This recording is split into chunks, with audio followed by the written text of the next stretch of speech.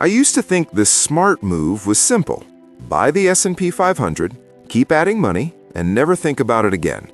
That sounds safe. It sounds grown up.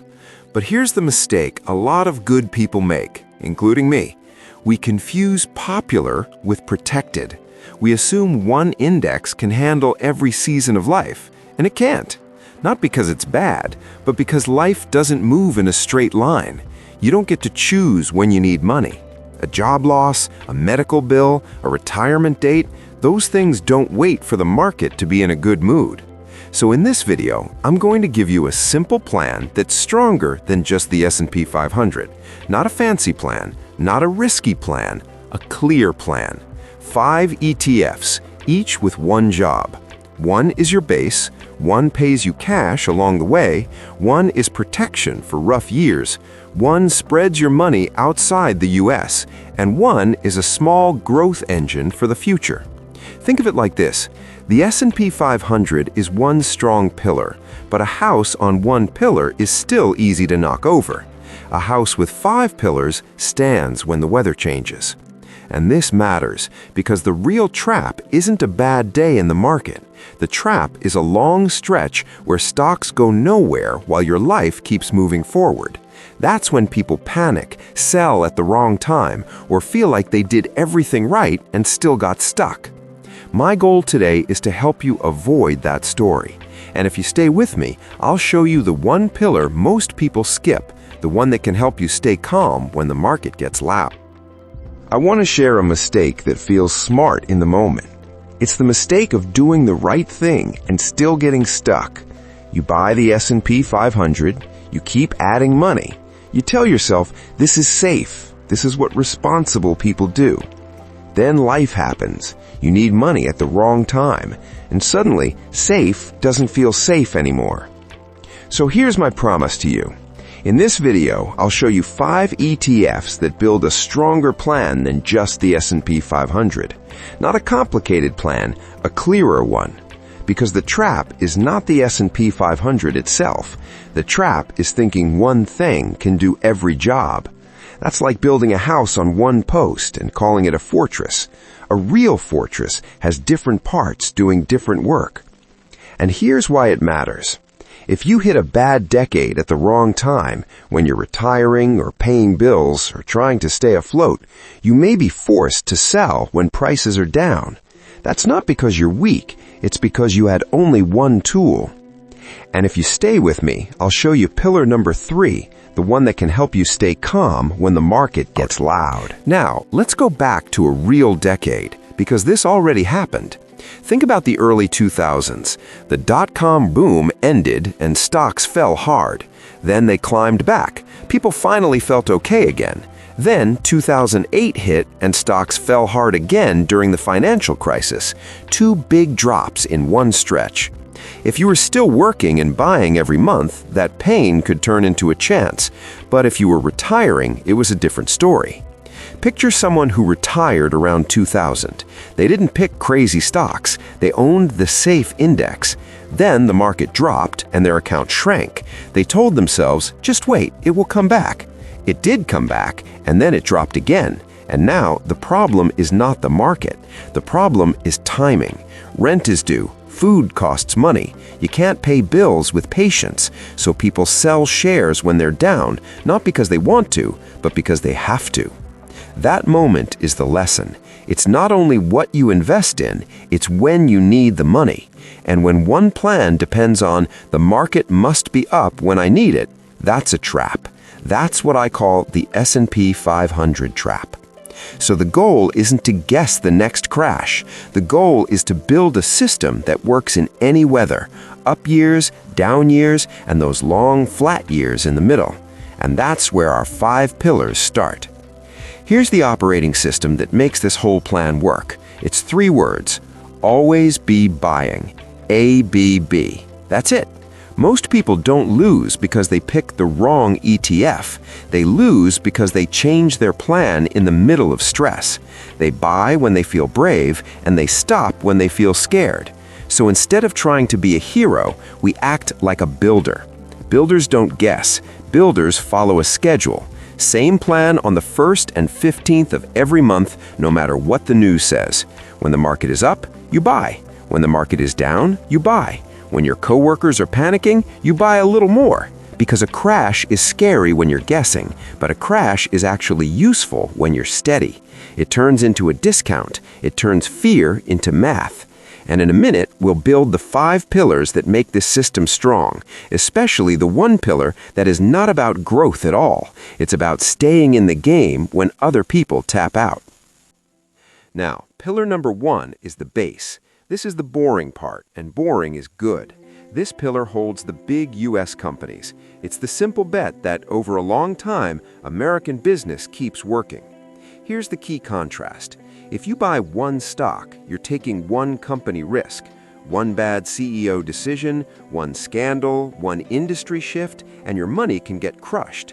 But when you buy a broad ETF, you spread your risk across many companies at once. You're not betting on one name. You're betting on the whole engine of the country. For this pillar, you want a low-cost S&P 500 ETF, the kind that owns the biggest 500 U.S. companies and charges a tiny fee each year. This is where the biggest chunk of your money goes, because it is the foundation that does the heavy lifting over time. But the bedrock has a problem. It's a great builder of wealth, but it doesn't solve one big real-life issue. It doesn't pay your bills unless you sell shares. And that's exactly why Pillar 2 matters.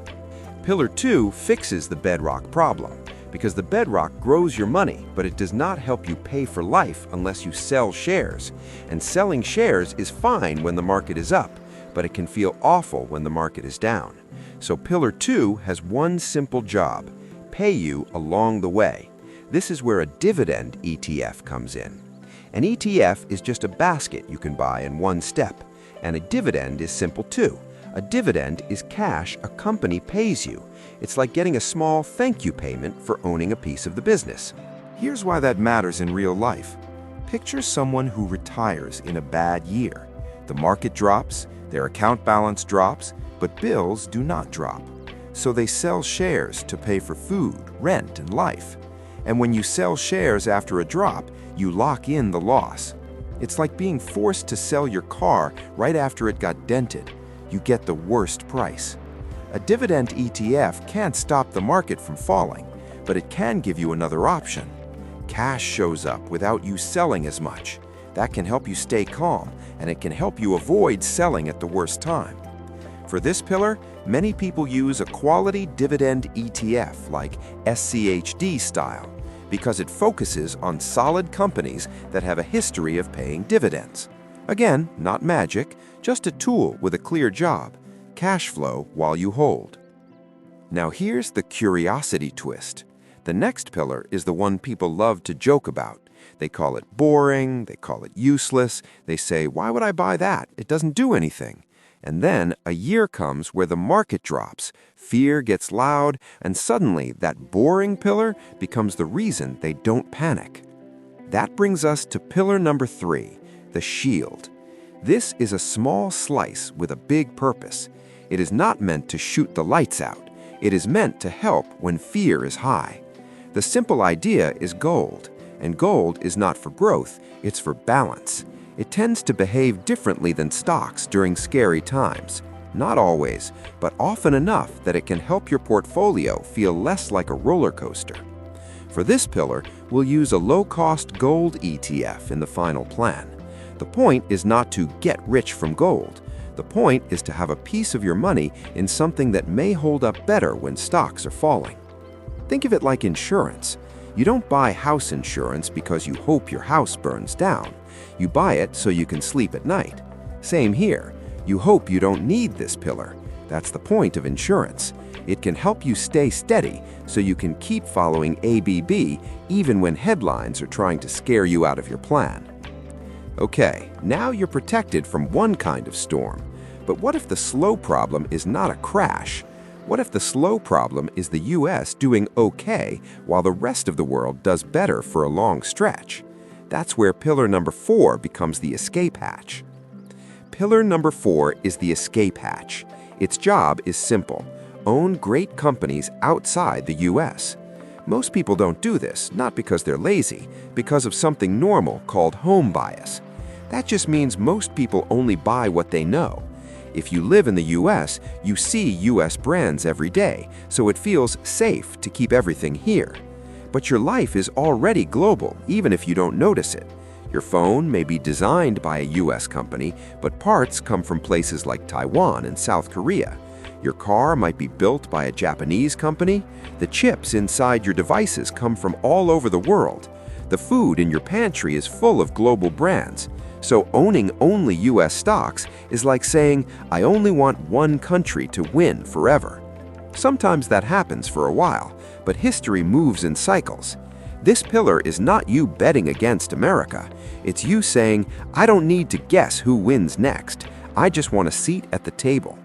A broad international ETF, something VXUS style, does that in one simple step.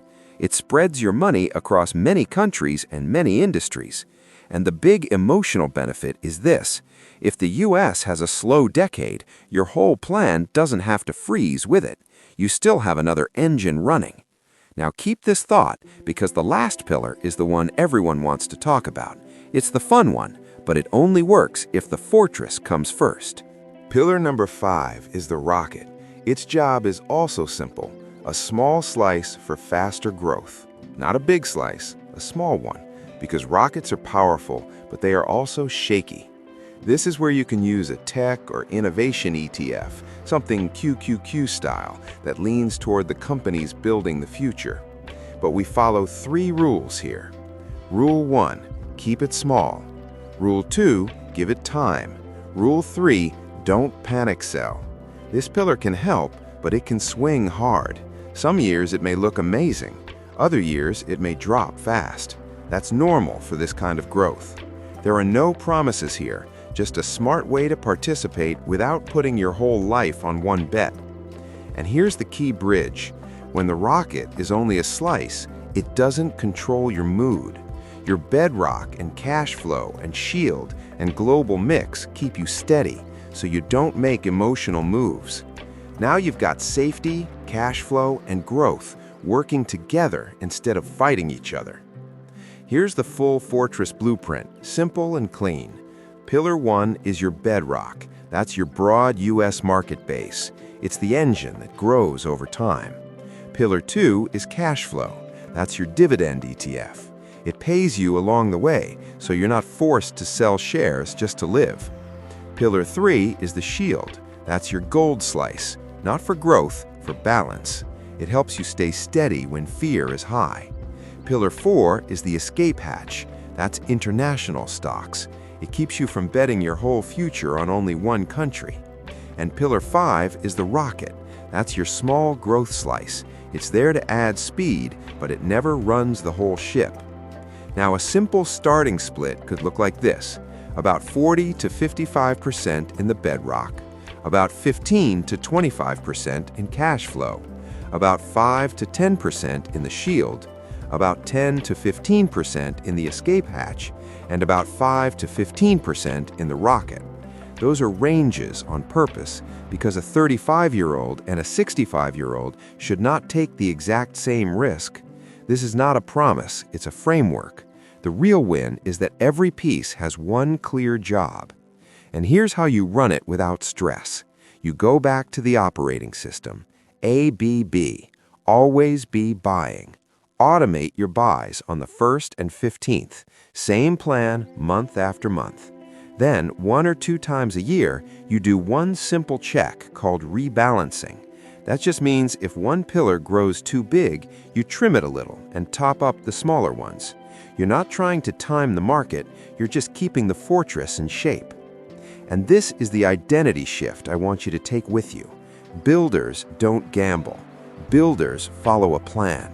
If this helped you, hit like, subscribe to this channel, and stay with me, because we're building wealth the calm way, step by step. Now I want to hear from you. Which pillar are you missing right now? Shield, escape hatch, or cash flow? And what made you skip it? Say it in the comments. I read them. Next time, I'm going to show you the biggest mistake people make when they try to live off dividends, and it's the reason a lot of dividend plans break right when you need them most.